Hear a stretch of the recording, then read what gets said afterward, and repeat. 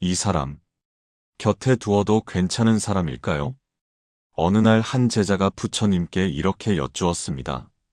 오랜 시간 함께했지만 확신이 서지 않는다고 했습니다. 특별히 나쁜 일이 있었던 것도 아니고 큰 갈등이 있었던 것도 아닌데 마음 한편이 불안하다고 했습니다. 부처님께서는 잠시 침묵하시다가 조용히 물으셨습니다. 그 사람 곁에 있을 때 내 마음은 어디에 있느냐? 제자는 답하지 못했습니다. 그저 혼란스러울 뿐이었습니다. 우리도 그렇습니다. 누군가와 오래 함께하면서도 정작 그 관계가 나에게 어떤 의미인지 명확히 알지 못할 때가 많습니다. 좋은 사람이라고 생각하면서도 왠지 마음이 편치 않고 나쁜 사람은 아닌데 자꾸 피곤해지는 관계들이 있습니다. 그렇게 우리는 관계 속에서 길을 잃습니다. 어떤 인연을 지켜야 하는지, 어떤 인연에서 물러나야 하는지 알 수 없어 그저 시간에 맡겨둡니다. 그러다 어느 날 뒤돌아보면 정말 소중했던 인연은 이미 멀어진 뒤이고 마음을 갉아먹던 관계만 여전히 곁에 남아 있습니다. 부처님께서는 법구경에서 이렇게 말씀하셨습니다. 어리석은 이는 보석을 곁에 두고도 그 가치를 알아보지 못한다. 인연도 마찬가지입니다. 조용하고 평범해 보여서 드라마틱한 일이 없어서 그저 늘 곁에 있다는 이유로 우리는 가장 귀한 인연을 당연하게 여깁니다. 반대로 긴장되고 복잡한 관계를 더 중요하다고 착각하기도 합니다. 오늘은 부처님의 가르침을 통해 진짜 귀한 인연이 무엇인지, 어떤 사람을 곁에 두어야 하는지 함께 살펴보려 합니다. 첫 번째로 살펴볼 것은 바로 내 마음의 상태입니다. 어떤 사람과 함께 있을 때 내 마음은 편안합니까? 아니면 늘 긴장되어 있습니까? 우리는 흔히 좋은 인연을 판단할 때 상대가 얼마나 잘해주는지, 얼마나 배려하는지를 먼저 떠올립니다. 하지만 부처님께서 보신 좋은 인연의 기준은 조금 달랐습니다.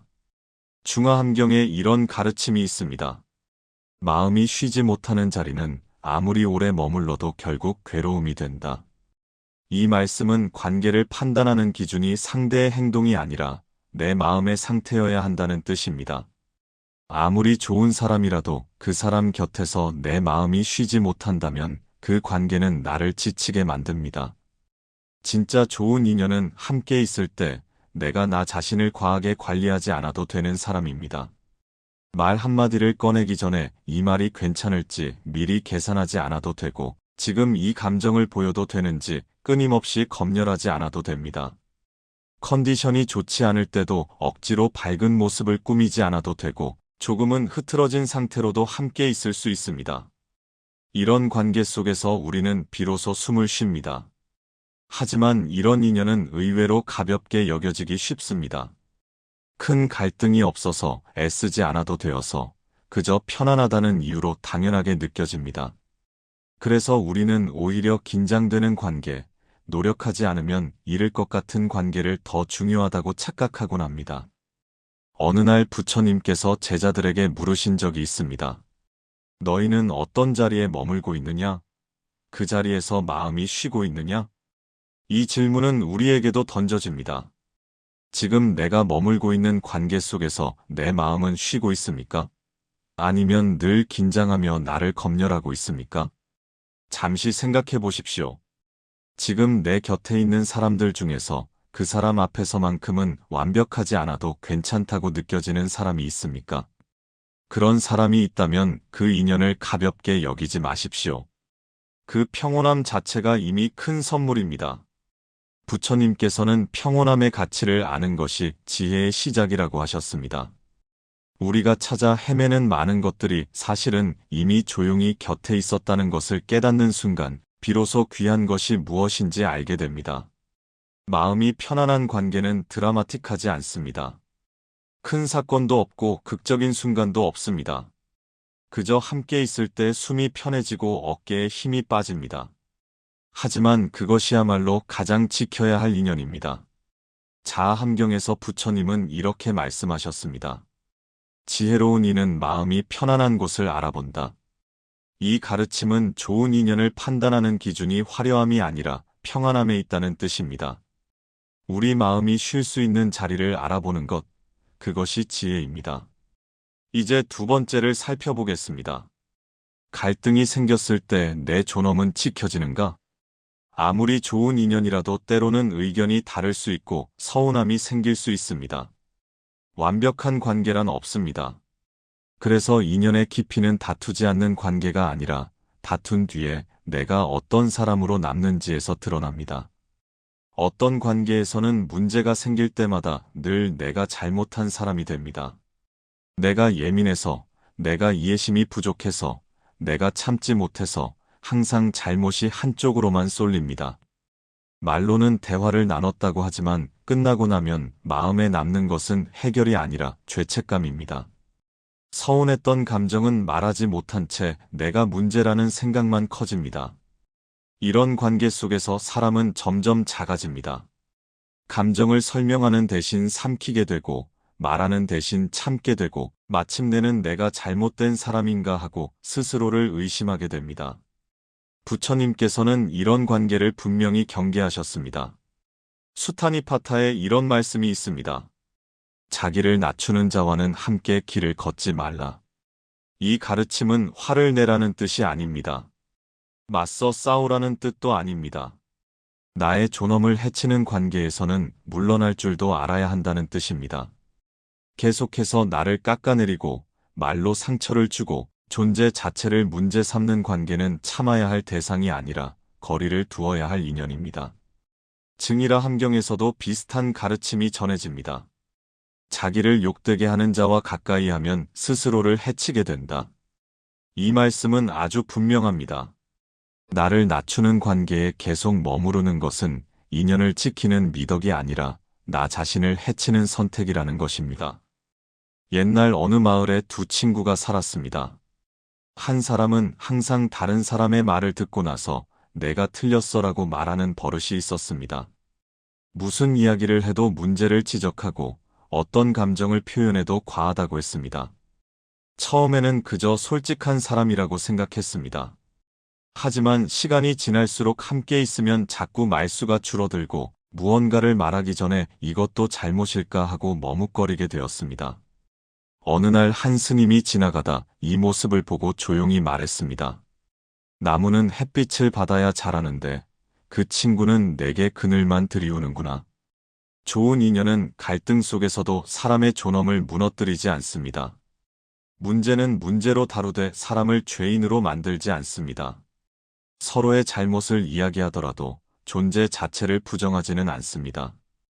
그래서 그런 인연과 다툰 뒤에는 마음이 완전히 무너지지 않습니다.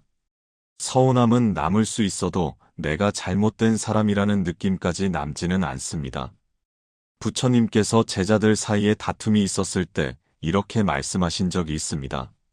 너를 낮추는 말을 계속 듣게 만드는 자 곁에 머무르지 마라. 그 자리는 내 마음을 닦는 곳이 아니라 내 마음을 해치는 자리가 된다. 이 말씀은 우리에게 분명한 기준을 줍니다. 관계 안에서 누군가 계속 작아지고 있다면 그 인연은 이미 바른 자리를 벗어난 것입니다. 지금 곁에 있는 사람을 떠올려 보십시오. 그 사람과 갈등이 생겼을 때 나는 이해받는 사람입니까? 아니면 계속 변명해야 하는 사람입니까? 만약 반복해서 내가 나쁜 사람이 되고 있다면 그 관계는 아무리 오래 이어져도 깊어지기 어렵습니다. 반대로 문제가 있어도 내 존엄이 지켜지는 인연이라면 그 인연은 놓치지 말아야 할 인연입니다. 부처님이 말씀하신 것처럼 나를 해치는 자리에서 물러나는 것은 도망이 아니라 자신을 지키는 지혜이기 때문입니다. 세 번째로 살펴볼 것은 도움을 받은 뒤의 관계입니다. 도움을 주고받는 것은 인연의 자연스러운 모습입니다. 하지만 부처님께서는 도움 그 자체보다 도움을 준 뒤의 태도를 더 중요하게 보셨습니다. 어떤 인연은 도움을 주는 순간부터 관계의 공기가 달라집니다. 말투가 미묘하게 바뀌고 조언이 지시로 변하고 배려가 통제가 됩니다. 겉으로는 도움을 준 것 같지만 그 이후부터 나는 자꾸 설명해야 하는 사람이 됩니다. 선택을 해도 눈치를 보게 되고 결정을 내려도 허락을 구하는 쪽이 됩니다. 이런 도움은 사람을 일으켜 세우는 것이 아니라 은근히 아래에 세웁니다. 부처님께서는 보시, 즉 남을 돕는 행위에 대해 아주 분명한 기준을 말씀하셨습니다. 증이라 함경에 이런 가르침이 전해집니다. 베풀고 나서 상대를 낮게 본다면 그 보시는 이미 공덕이 아니다. 이 말씀은 도움의 가치가 결과가 아니라 태도에 있다는 뜻입니다. 아무리 큰 도움이라도 그로 인해 상대의 자존이 깎인다면 그것은 바른 보시가 아닙니다. 옛날 어느 마을에 가난한 사람이 살았습니다. 이웃이 그를 도와 쌀을 주었는데 그 뒤로 마을을 지날 때마다 내가 도와줬지라는 눈빛을 보냈습니다.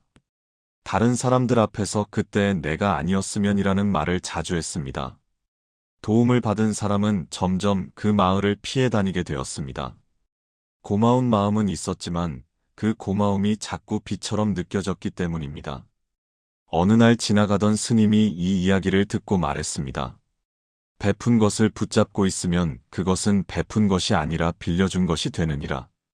부처님께서도 제자들이 보시를 하고 나서 상대에게 은근히 우위를 드러내는 모습을 보시고 이렇게 말씀하셨습니다. 베풀었거든 이미 놓아버려라.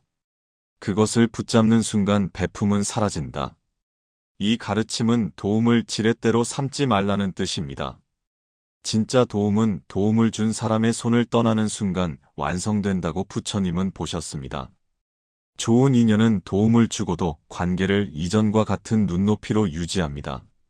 상대를 통제하지 않고 선택권을 빼앗지 않으며 고마움을 요구하지 않습니다. 그래서 그런 인연 앞에서는 도움을 받았음에도 마음이 위축되지 않습니다. 오히려 다시 일어설 힘이 생깁니다. 수타니파타에서는 이렇게 말합니다. 남을 일으켜 세우는 이는 스스로를 높이지 않는다. 진짜 도움은 상대를 낮추지 않고 자신을 드러내지 않습니다. 그것이 바른 관계의 도움입니다. 그렇다면 실제 우리 삶에서 이런 인연을 어떻게 알아볼 수 있을까요? 첫 번째 상황을 생각해 보십시오. 가족 관계에서입니다. 나이가 들면서 자식들과의 관계에서 묘한 거리감을 느낄 때가 있습니다. 내가 부모로서 해준 것들을 자식이 당연하게 여기는 것 같아 서운할 때도 있고 반대로 자식이 나를 챙겨줄 때 빚지는 느낌이 들어 불편할 때도 있습니다. 하지만 진짜 좋은 관계는 해준 것과 받은 것을 저울질하지 않습니다. 그저 서로가 서로에게 필요한 존재로 함께 있을 뿐입니다. 부모라서 자식이라서가 아니라 한 사람으로서 존중받는 관계입니다. 두 번째 상황입니다. 친구 관계에서입니다. 오랜 세월 함께한 친구가 있습니다. 한때는 자주 만나고 많은 이야기를 나눴지만 이제는 각자의 삶이 달라졌습니다. 한 사람은 여전히 바쁘게 일하고 한 사람은 은퇴하여 시간이 많습니다. 이럴 때 어떤 친구는 상황이 달라졌다고 거리를 두기 시작합니다. 만남의 횟수가 줄고 연락이 뜸해집니다. 하지만 진짜 인연은 상황이 달라져도 마음의 거리는 그대로입니다. 자주 만나지 못해도 만났을 때의 편안함은 변하지 않고 연락이 뜸해도 다시 통화할 때의 따뜻함은 그대로입니다. 세 번째 상황입니다. 건강과 노화 앞에서입니다. 나이가 들면 몸이 예전 같지 않습니다. 기억력도 떨어지고 움직임도 느려집니다. 이럴 때 어떤 사람들은 은근히 답답해하거나 조급해합니다. 하지만 진짜 좋은 인연은 내가 느려져도 기다려줍니다. 같은 말을 여러 번 해도 짜증내지 않고 예전에 했던 이야기를 또 해도 새로 들어줍니다. 그 사람 곁에서는 늙어가는 것이 부끄럽지 않습니다. 네 번째 상황입니다. 경제적 형편이 달라졌을 때입니다. 누구나 잘 나갈 때와 힘들 때가 있습니다. 은퇴 후 수입이 줄거나 예상치 못한 지출로 어려움을 겪을 때도 있습니다. 이럴 때 어떤 사람들은 만남의 장소를 바꾸거나 모임 자체를 피하게 됩니다. 눈치가 보이고 비교되기 때문입니다. 하지만 진짜 인연은 형편을 따지지 않습니다. 비싼 식당이 아니어도 괜찮고 화려한 선물이 없어도 상관없습니다. 그저 함께 있는 것만으로 족합니다. 다섯 번째 상황입니다. 외로움과 상실 앞에서입니다. 나이가 들수록 하나둘 떠나보내는 일이 많아집니다. 배우자를 잃거나 오랜 친구가 세상을 떠나거나 익숙했던 것들이 사라집니다. 이럴 때 어떤 사람들은 이제 잊어야지, 너무 슬퍼하지 마 같은 말로 빨리 털고 일어나길 바랍니다. 하지만 진짜 좋은 인연은 슬픔을 서두르지 않습니다. 천천히 슬퍼해도 괜찮다고, 그리워해도 괜찮다고, 그저 곁에 앉아 함께 조용히 있어줍니다. 부처님께서는 이렇게 말씀하셨습니다. 마음을 따라 모이는 자는 상황이 달라져도 함께한다. 이 말씀은 인연이 무엇 위에 세워져 있는지를 묻습니다. 조건 위에 세워진 인연은 조건이 변하면 흔들리지만 사람 위에 세워진 인연은 상황이 달라져도 쉽게 무너지지 않습니다. 중화함경에서 부처님은 태도가 변하는 것에 괴로워하는 제자에게 이렇게 말씀하셨습니다. 내가 변한 것이 아니라 그들의 본래 모습이 드러난 것이다. 이 짧은 말씀은 깊은 위로를 담고 있습니다. 상황이 바뀌며 멀어지는 인연을 자기 탓으로 돌리지 말라는 뜻입니다. 인연이 떠나는 이유가 항상 나의 부족함 때문은 아닙니다. 좋은 인연은 상황에 따라 계산하지 않습니다. 내가 쓸모 있을 때만 곁에 있지 않고 내가 힘들 때만 멀어지지도 않습니다. 기쁠 때 함께 웃고 힘들 때 함께 조용해질 줄 압니다. 그래서 그런 인연은 큰 사건이 없어도 오래 남습니다. 화려하지 않고 눈에 띄지 않지만 시간이 지날수록 그 무게가 느껴집니다. 잠시 생각해 보십시오. 내가 조금 달라졌을 때, 내 삶의 속도가 바뀌었을 때, 그 사람의 태도는 어땠습니까? 만약 상황이 달라져도 여전히 같은 존중으로 나를 대하고, 같은 눈높이로 말을 건네고, 같은 마음으로 곁에 있다면 그 인연은 쉽게 흘려보낼 인연이 아닙니다. 부처님께서 보신 좋은 인연은 늘 특별한 말을 하는 사람이 아니었습니다. 변화 속에서도 사람을 잃지 않는 사람이었습니다. 이제 오늘 함께 나눈 가르침을 다시 떠올려 보십시오. 첫째, 그 사람 앞에서 마음이 편안한가? 나를 과하게 꾸미지 않아도 숨을 쉴 수 있는 사람인가? 둘째, 갈등 속에서도 내 존엄이 지켜지는가? 문제를 말해도 내가 나쁜 사람이 되지 않는 관계인가? 셋째, 도움을 주고받은 뒤에도 관계에 높낮이가 생기지 않는가? 도움이 빚이 되지 않고 나를 더 자유롭게 하는가? 넷째, 상황이 달라져도 태도가 변하지 않는가? 내가 흔들릴 때도 같은 눈빛으로 곁에 있어주는가?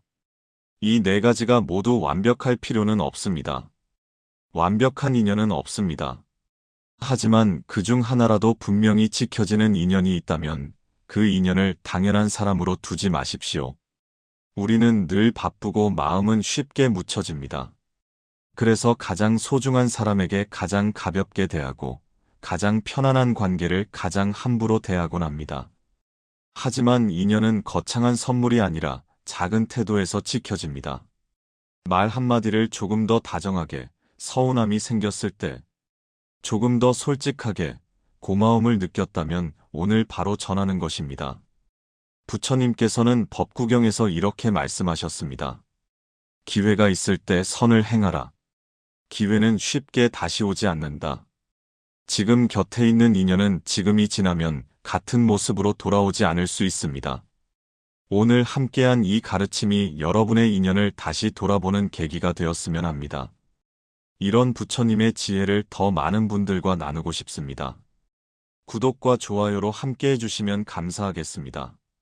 알림 설정을 해두시면 새로운 가르침을 함께 나눌 수 있습니다. 지금 이 순간 당신 곁에 있는 사람을 한 번 더 소중히 대해 주십시오. 그 따뜻함이 결국 당신의 마음을 지키는 수행이 될 것입니다. 당신의 인연이 깊어지길, 당신의 마음이 편안하길, 그리고 당신의 하루하루가 평온하길 기원합니다. 평안하세요. 행복하세요. 마음의 평화가 함께 하시길 바랍니다.